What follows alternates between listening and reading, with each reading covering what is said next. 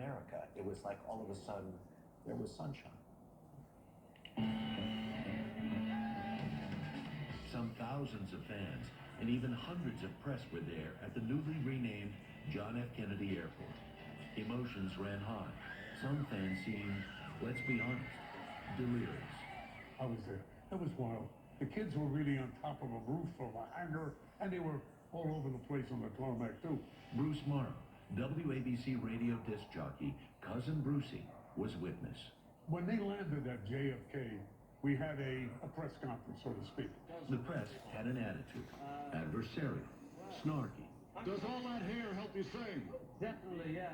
The Beatles were cheeky and charming. How many are bald that you have to wear those wigs? All of us. You bald? Oh, we're all bald, yeah.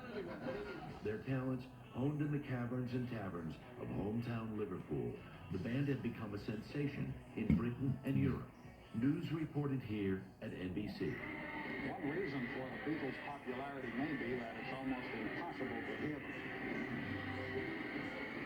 But as their songs first landed in the U.S., crickets. Very honestly, we used to have music meetings. And at these music meetings, we turned these records down. Say what? We didn't like it at all. It didn't hit home. And I wish I could say I was the genius that understood. But you know something, honestly? I voted no.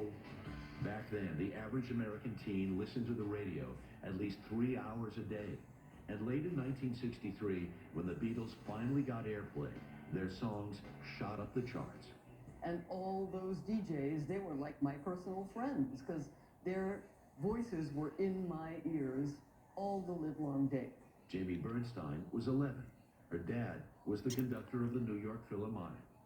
And I remember hearing I Want to Hold Your Hand on the radio for the first time. I remember it.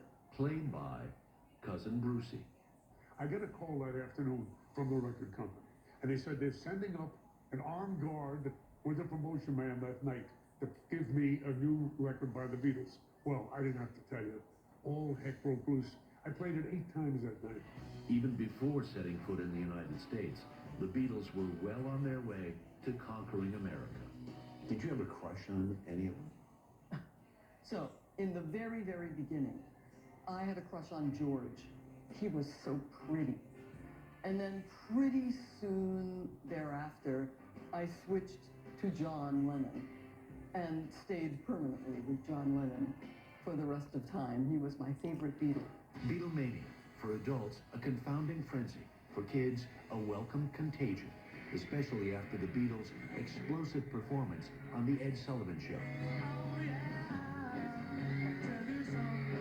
For an audience of more than 70 million. So by then we were all in a tizzy. The Beatles are coming, the Beatles are coming. And then they went on The Ed Sullivan Show, and that was that.